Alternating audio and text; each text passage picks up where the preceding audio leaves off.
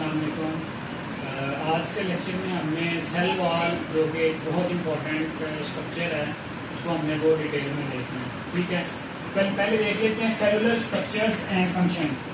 Cell is assemblage of organelles. ठीक है, हम कहते हैं सेल किससे मिलकर बना होता है। सेल में डिफरेंट तरह के ऑर्गेनेल्स प्रेजेंट होते हैं। ऑर्गेनेल्स के बारे में आप चैप्टर नंबर 1 में बहुत डिटेल से पढ़ के आए हैं कि ऑर्गेनेल्स किस तरह से बनते हैं।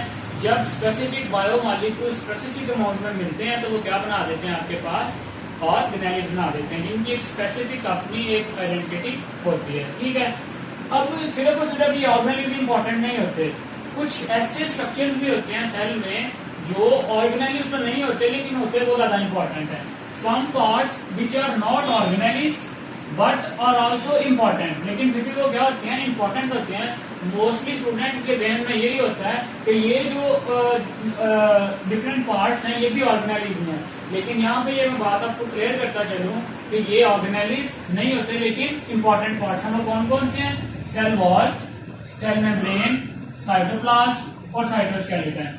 ये जो चार ऐसे स्ट्रक्चर्स हैं जो सेल में बहुत इंपॉर्टेंट है, लेकिन ये क्या है, ऑर्गेनेल्स नहीं है। एमसीक्यू में आपसे पूछा जा सकता है ये। ठीक है, तो हम देख लेते हैं one by one. Cell wall देखते हैं सबसे पहले डिटेल में। ये इंपॉर्टेंट लॉन्ग क्वेश्चन है और इसमें से शॉर्ट क्वेश्चन भी काफी सारे बनते हैं। तो सबसे पहली बात क्या है, non living cell wall is non living strong component of cell located outside the cell membrane.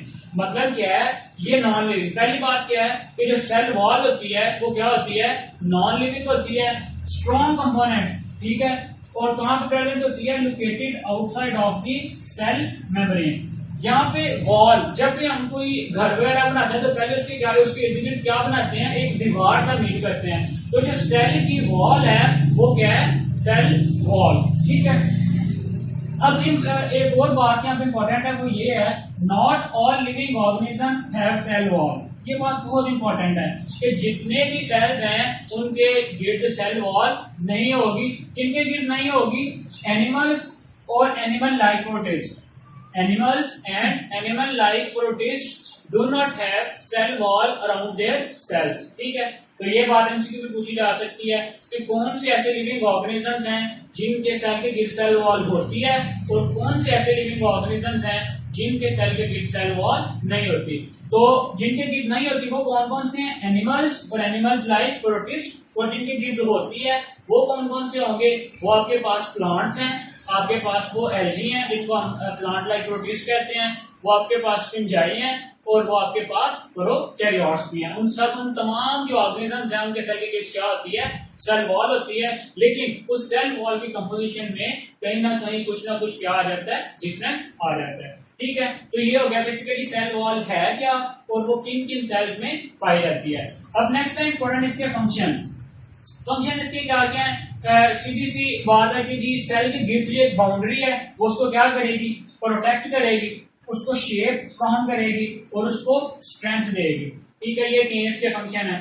अब आगे है इसकी टाइप्स। इसकी टाइप्स कितनी है, दो टाइप्स में हम इसको डिवाइड कर सकते हैं, दो category, primary cell wall and secondary cell wall. Primary का मतलब होता है पहले वाली। ठीक है, तो ऐसी सेल वॉल जो आउटर मोस्ट होगी, जो सबसे बाहर वाली साइड पे होगी, वो कौन सी होगी, प्राइमरी सेल वॉल होगी।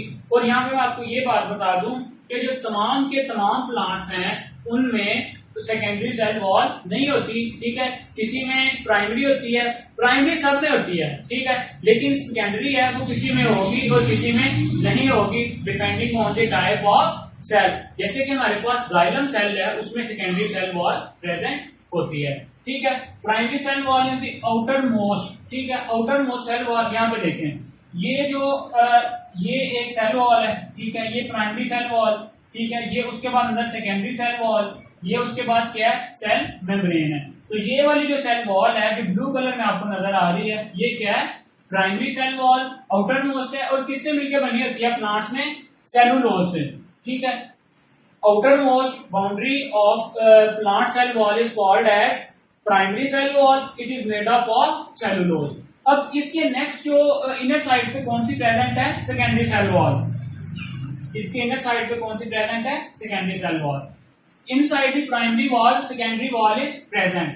And it is more thick. ये बहुत इंपॉर्टेंट है कि ये वाली जो आपके पास जो प्राइमरी सेल वॉल है ये लेस थिक है, और ये जो आपके पास सेकेंडरी सेल वॉल है इसकी थिकनेस बहुत ज्यादा होती है। ठीक है, इसकी थिकनेस बहुत ज्यादा होती है, और ये किससे मिलकर बनी होती है? लिग्निन से। अगर आपको डिफरेंस में पूछा जाए differentiate between primary cell wall and secondary cell wall, तो आप क्या बताएंगे कि जो प्राइमरी सेल वॉल है वो आउटर मोस्ट सेल वॉल है। ठीक है, और वो किससे मिलकर बनी होती है? सेलुलोज से मिलकर बनी होती है। और जो आपके पास सेकेंडरी सेल वॉल है वो inside the primary membrane present होती है, प्राइमरी सेल वॉल प्रेजेंट होती है, और किससे मिलकर बनी होती है? लिग्निन से मिलकर बनी होती है। ठीक है, यहाँ पे एक और इम्पोर्टेंट शॉर्ट क्वेश्चन आपके पास प्लाज्मोडेस्माटा। प्लाज्मोडेस्माटा क्या है ये मैंने शो किए हुए हैं।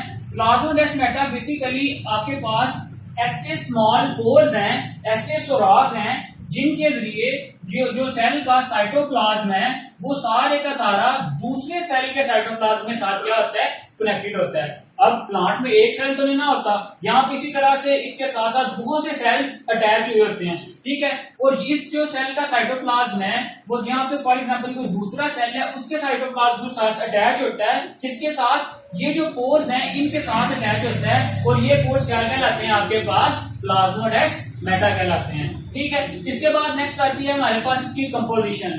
जो सेल वॉल की कंपोजिशन है वो डिफरेंट जो ऑर्गेनिजम्स हैं उनमें डिफरेंट हो सकती है।